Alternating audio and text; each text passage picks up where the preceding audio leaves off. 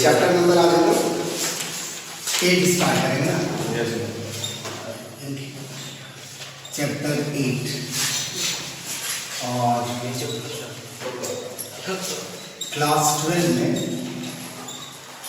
Electromagnetic waves जो है ये चैप्टर 8 है और एग्जाम में ज़्यादा से ज़्यादा ऐसे 2 to 3 मार्क्स ही पूछता है, इससे ज़्यादा मार्क्स नहीं आता है। ये छोटा चैप्टर है, ठीक है।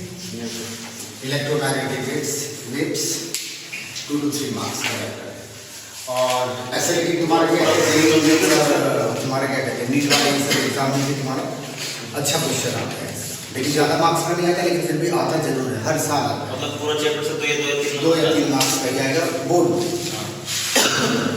कोई भी बोर्ड में 2 से 3 मार्क्स का क्वेश्चन आता है। बाकी तुम्हारा क्या है इसमें 2 या 3 मार्क्स का सर न्यूमेरिकल होता है या नहीं, थ्योरेटिकल थ्योरेटिकल बहुत कम है इसमें, जो भी है थ्योरेटिकल पूरा चैप्टर ही थ्योरेटिकल। तो फर्स्ट टॉपिक यहाँ जो चैप्टर का नाम है इलेक्ट्रोमैग्नेटिक वेव्स। ऐसे लोगों को पता होगा वेव क्या होता है? यस, करंट में दायरे जिसको इलेक्ट्रोमैग्नेटिक वेव्स शॉर्ट फॉर्म में इसको हम लोग EMW कह सकते हैं, ठीक है, इलेक्ट्रोमैग्नेटिक वेव्स। तो इस टॉपिक में आने के पहले थोड़ा सा वेव्स का आइडिया होता है, वेव का आइडिया। तो वेव जैसे ही दिमाग में आता है क्या पता लगता है वेव क्या है? वही वाला तुम्हारा क्या है, इस तरह से चलने वाली चीज, इस तरह से चलने वाली चीज, ये क्या है? एक तरह का वेव। लेकिन एक और वेव होता है, 2 तरह का वेव प्रीवियस क्लासेस में पढ़ा होगा, 9 कहीं तो था 9 में था। एक सर इज ऐसे एंगल में हो रहा था, एक इधर एंगल झुक रहा था। एक वेव तो इस तरह से तुम्हारा क्या होता है, आगे से पीछे से आगे की तरफ मूव करता है, इस तरह का वेव को हम क्या कहते हैं ये। अच्छा, ऐसे वेव्स के बारे में जानना सब थोड़ा सा नॉलेज देते हैं, इस पे जाने के पहले वेव्स का आइडिया सबको होना चाहिए। वेव्स एक तरह का क्या है, डिस्टर्बेंस है, एक तरह का डिस्टर्बेंस मतलब एक तरह का एनर्जी ही है जो एक जगह से दूसरी जगह तक ट्रांसमिट होता है। जो पीछे क्लास में पढ़े उसी के स्टैंडर्ड पे बता रहे हैं कि वेव तुम्हारा क्या हो गया, एक तरह का डिस्टर्बेंस हुआ। डिस्टर्बेंसेस कहने का मतलब एनर्जी जो एक जगह से क्या होता है दूसरी जगह तक ट्रांसमिट होता है। और इसमें तुम्हारा क्या है, तुम लोग पढ़े थे, इसमें मीडियम का पार्टिकल का होना एकदम जरूरी है, मीडियम का पार्टिकल्स का होना जरूरी है। जैसे 2 तरह का वेव पढ़े थे, एक था ट्रांसवर्स वेव और एक था तुम्हारा लॉन्गिट्यूडिनल वेव। 2 तरह का वेव तुम लोग पढ़े पीछे क्लासेस में। ट्रांसवर्स वेव को समझने के लिए ऐसा करो कि एक रस्सी ले लो और रस्सी को किसी जगह पे बांध देते हैं और बांधने के बाद रस्सी को यहाँ ऊपर नीचे हिलाते हैं, तो क्या होगा, देखना लगेगा कि एक वेव इस तरह से निकल करके वहां तक जा रहा है, ठीक है। जितना स्पीड करेंगे उतना ज़्यादा तेजी से वो जाएगा। तो रस्सी का पार्टिकल जो है वो एक जगह से दूसरी जगह तक नहीं जा रहा है, लेकिन एक वेव निकल रहा है जो यहाँ से लेकर के वहाँ तक जा रहा है। तो ये जो वेव है ये क्या है, ट्रांसवर्स वेव। ये जो वेव हुआ ये वेव क्या हो गया, ट्रांसवर्स वेव। जो वेव इस तरह से ट्रैवल करे, इस तरह से ट्रैवल करे, ठीक है कि इस पॉइंट को हम लोग क्या कहते थे, क्रेस्ट, और इसको हम लोग कहते थे ट्रफ। क्रेस्ट एंड ट्रफ के फॉर्म में ये वेव जाता है। अच्छा, इसमें रस्सी का पार्टिकल किस तरह से वाइब्रेट करता है, वेव तो आगे जा रहा है, वेव क्या हो रहा है, आगे जा रहा है, इधर से निकल करके ऐसा करके जा रहा है। रस्सी का जो पार्टिकल्स है वो किस तरह से वाइब्रेट कर रहा है, उसको केवल ऊपर नीचे कर रहा है। इसका मतलब रस्सी का जो पार्टिकल्स है वो अपने जगह पर केवल क्या कर रहा होगा, ऊपर और नीचे वाइब्रेट कर रहा होगा, ऊपर और नीचे वाइब्रेट कर रहा होगा। कुछ ऐसे शो कर सकते हैं इसमें, बात समझ में आ रहा है कि मीडियम का जो पार्टिकल है, इसको हम लोग कह रहे हैं मीडियम, रस्सी मीडियम हो गया। तो मीडियम का पार्टिकल अपने जगह पर ऊपर नीचे मोशन कर रहा है, वाइब्रेट कर रहा है, और इसी की वजह से क्रेस्ट बन रहा है कभी, और कभी क्या बन रहा है, लेकिन वेव ट्रैवल किधर कर रहा है, आगे कर रहा है। तो याद रखिए हम लोग ट्रांसवर्स वेव में मीडियम का पार्टिकल वेव प्रोपागेशन मतलब वेव मोशन के साथ कितना एंगल बनाता है, 90 वेव मूव करता है आगे की तरफ, और मीडियम का पार्टिकल ऊपर नीचे वाइब्रेट करता है। कितना एंगल बना रहा है वेव मोशन के साथ, ये 90 डिग्री, ठीक है। एक दूसरा है लॉन्गिट्यूडिनल वेव, इसको भी तुम लोग को आइडिया होगा इसके बारे में। जैसे एक स्प्रिंग ले लिया जाए, लंबा स्प्रिंग, छोटा स्प्रिंग, एक लंबा स्प्रिंग ले लेते हैं, लंबा स्प्रिंग मतलब ये इस तरह का स्प्रिंग है, इस तरह का स्प्रिंग है और ये बहुत लंबा है, बहुत लंबा है। उसको एक जगह पर हम लोग क्या कर दिए, फिक्स कर दिए। और ये सपोज कर लो ये टाइट है, स्प्रिंग जो है वो टाइट है, मतलब गिर नहीं जाएगा, ग्रेविटेशनल फोर्स से नीचे गिर नहीं जाएगा, इस टाइप का स्प्रिंग है। अब अगर इस स्प्रिंग को हम लोग यहाँ कंप्रेस करें, इस जगह पर कंप्रेस करें, तो कंप्रेस करेंगे तो क्या होगा, दबाएंगे तो क्या होगा, कुछ यहाँ वाला पार्ट क्या हो जाएगा, ये दब जाएगा, कुछ ऐसे दब जाएगा, ये ना होगा, यहाँ पार्टिकल दब जाएगा, मतलब है स्प्रिंग दब जाएगा। और लेकिन दूर वाला तो वैसे ही रहेगा, थोड़ा सा हम फोर्स लगा है तो ये चीज क्या हो गया, यहाँ दब गया। इस चीज को हम लोग कहते हैं कंप्रेशन, उसको क्या कहते हैं, कंप्रेशन। क्लियर है ये चीज। और जब हम लोग दबा के छोड़ देंगे स्प्रिंग को तो क्या होगा, वो फिर से फैलना चाहिए। इलास्टिसिटी पढ़ा है कि हर ऑब्जेक्ट क्लास 11 इलास्टिसिटी चैप्टर का, उसमें बताया गया है कि हर बॉडी अपने ओरिजिनल शेप एंड साइज में आने का कोशिश करता है।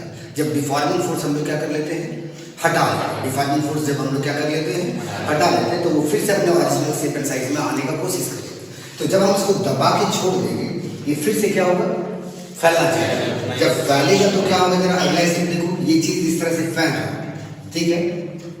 अगला स्टेप कुछ ऐसा होने वाला है, ये ना होने वाला है, दबाया गया यहाँ से, दबा के छोड़ दिया गया तो ये स्प्रिंग क्या हो जाएगा, इधर की तरफ भागेगा और ये इधर की तरफ, तो ये यहाँ फैल गया, यहाँ वाला पार्ट क्या हो गया, फैल गया। ये पूरा पोर्शन ही इस तरह से फैल जाएगा, इस तरह से पूरा पोर्शन ही फैल जाएगा। क्लियर है। लेकिन यहाँ देखिए जरा क्या होगा, जब ये फैलेगा तो ये पार्ट दबेगा क्यों, ये वाला पार्ट क्या हो जाएगा, यहाँ से यहाँ वाला पार्ट जो होगा जब इस तरह से फैलेगा तो ये पार्ट सट जाएगा, सारा रिंग जो है वो एक दूसरे में सटेगा।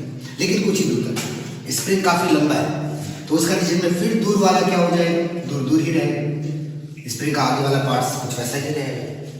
ये जो पार्ट बना जो इस तरह से फैला, इसको हम लोग कहते हैं रेरीफैक्शन।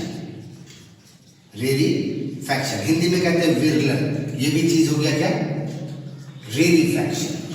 रेरीफैक्शन तो पहले क्या होता था, कंप्रेशन। कंप्रेशन की वजह से क्या हुआ कि ये पार्ट तो दूर दूर ही था लेकिन इतना पार्ट बच गया। अगला स्टेप क्या हुआ, ये जब फोर्स लगा के छोड़ दिया जाएगा, इस तरह से फैलेगा तो ये वाला पार्ट फैल करके ऐसे हो जाएगा और ये जब फैलेगा तो इस पर फोर्स लग जाएगा, इस पर क्या होगा, फोर्स लगेगा। और जब फोर्स लगेगा तो ये पार्ट क्या हो जाएगा, दब जाएगा। तो ये पार्ट क्या होगा, कंप्रेशन। लेकिन चूंकि स्प्रिंग लंबा है तो क्या होगा, दूर में स्प्रिंग का जो कॉइल्स होगा वो तुम्हारा दूर दूर ही रहेगा।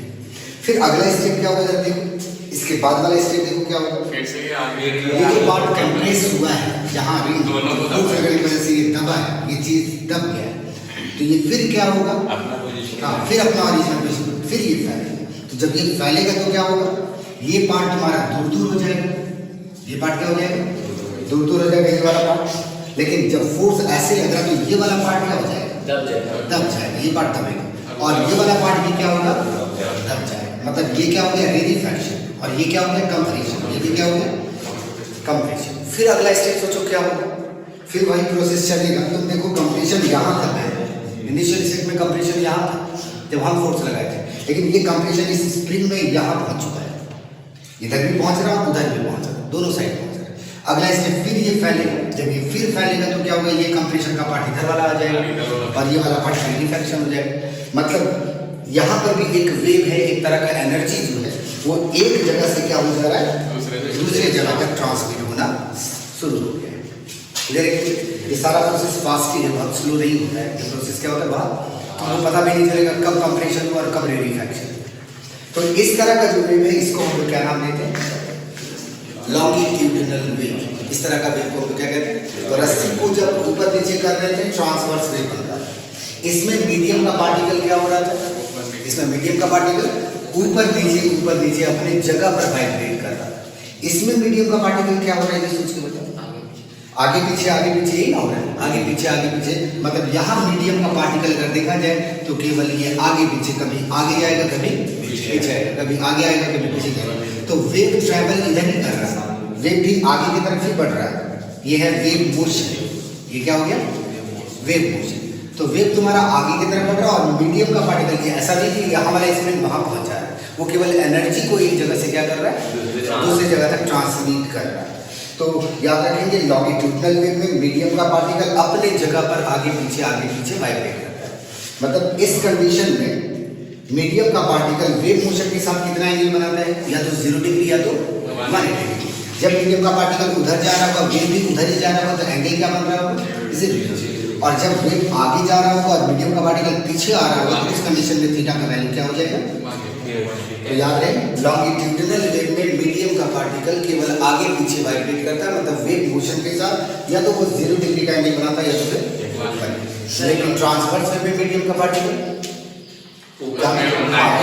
ऊपर नीचे वाइब्रेट कर रहा है, इसका मतलब वो वेव मोशन के साथ कितना एंगल बना रहा है।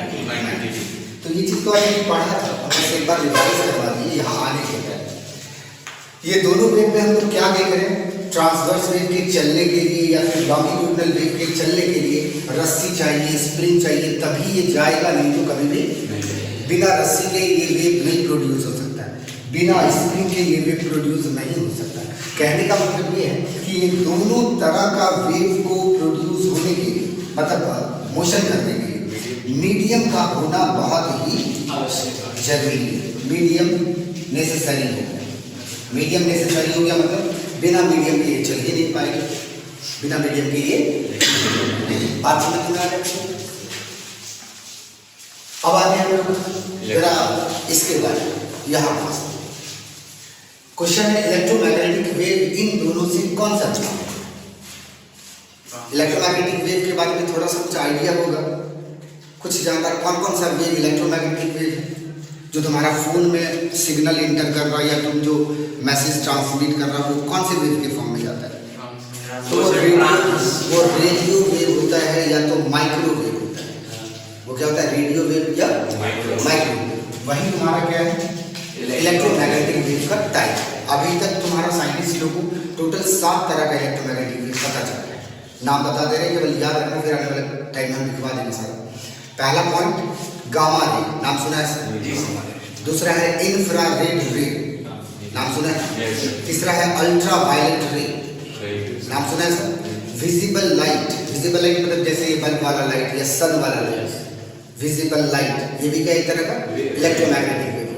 फिर हो गया तुम्हारा रेडियो वेव, क्या हो गया रेडियो वेव, और एक हो गया क्या माइक्रोवेव, और एक कोई छूटा है एक्स रे।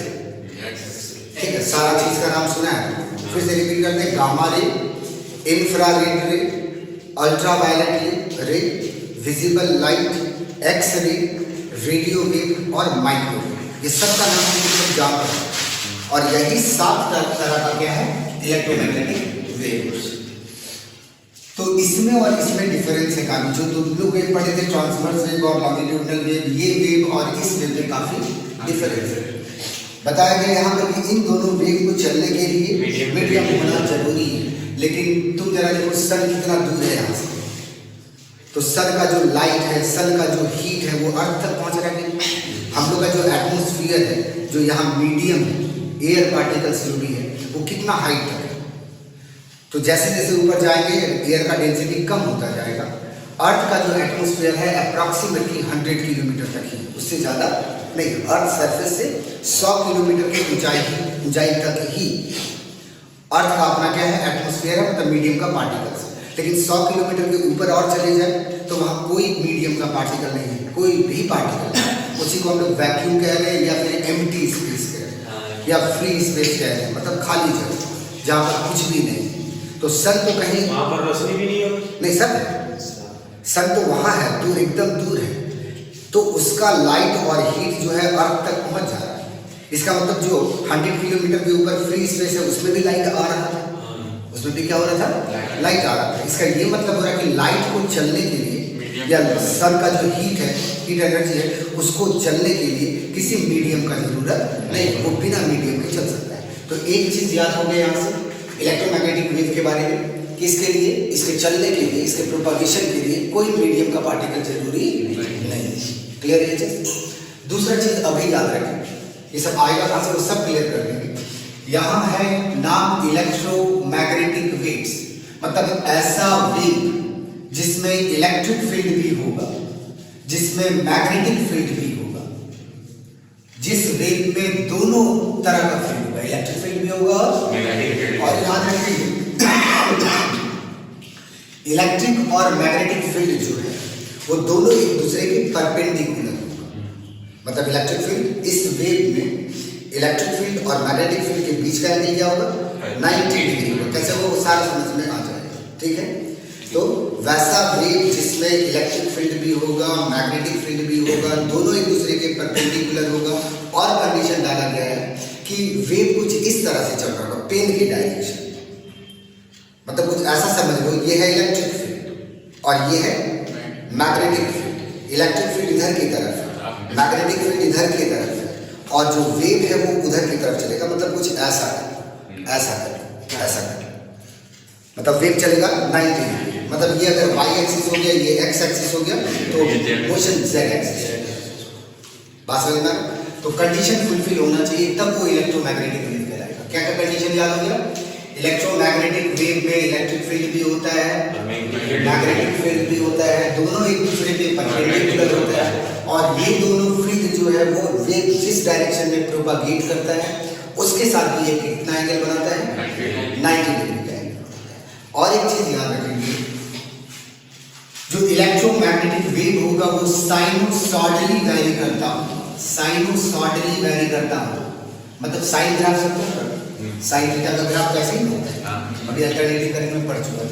साइन थीटा का ग्राफ कुछ होता है, तो ये साइनोसॉइडली वैरी करता होगा। साइनोसॉइडली वैरी करता होगा मतलब टाइम के अकॉर्डिंग वो साइन थीटा के ग्राफ पर डिपेंड करता होगा। मतलब कुछ इस तरह से ट्रैवल करता होगा।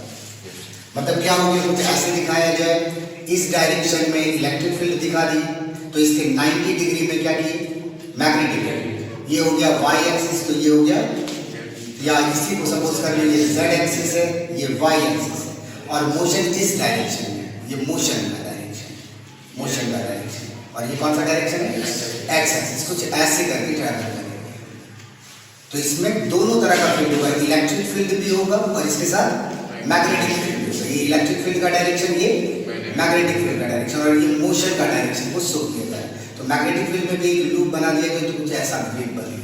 तो इसके बारे में ज़्यादा डिस्कशन करेंगे आने वाले टाइम में, जस्ट इंट्रोडक्शन है, ठीक है कि नहीं। तो इलेक्ट्रोमैग्नेटिक वेव सिंपल वेव नहीं है, इस तरह का वेव में इलेक्ट्रिक फील्ड भी होता है, मैग्नेटिक फील्ड भी होता है, दोनों एक दूसरे के परपेंडिकुलर होता है और दोनों फील्ड जो होता है वेव जिस डायरेक्शन में प्रोपागेट करता है उसके भी परपेंडिकुलर होता है। और क्या चीज़ होता है कि इसको चलने के लिए मीडियम का जरूरत नहीं है। और एक चीज़ है कि ये साइनोसॉइडली वैरी करता है। किस तरह से वैरी करता है? साइनोसॉइडली। बात समझ में? तो इसके बारे में डिस्कस करेंगे। थोड़ा सा याद करो, एलसी ऑसिलेशन पीछे चैप्टर में बताया गया था। इसी एलसी ऑसिलेशन याद रहे, एलसी ऑसिलेशन से ये वेव का प्रोडक्शन होगा, इलेक्ट्रोमैग्नेटिक वेव का प्रोडक्शन होगा। तो ये समझ में आ रहा है इलेक्ट्रोमैग्नेटिक वेव्स क्या चीज़ है। तो यहाँ इस टॉपिक में अभी हम लोग स्टार्टिंग में लिखे हैं लेकिन अभी स्टार्ट नहीं करेंगे। इसको स्टार्ट करने के पहले थोड़ा सा कुछ और भी सीखेंगे। ये समझ में आ गया ना, बस इंट्रोडक्शन था। ट्रांसवर्स वेव क्या है, लॉन्गिट्यूडिनल वेव क्या है, इलेक्ट्रोमैग्नेटिक वेव क्या है, ये कैसे प्रोड्यूस होगा, कैसे प्रोपागेट होगा, सारा डिस्कशन इस चैप्टर में करेंगे। ऐसे एनसीईआरटी बुक में थोड़ा कम दिया, हम थोड़ा ज़्यादा डिटेल में जाएंगे। मार्क्स भले ही कम है लेकिन इंपॉर्टेंट चैप्टर है, आने वाला कल के लिए ज़्यादा इसका जो एडवांस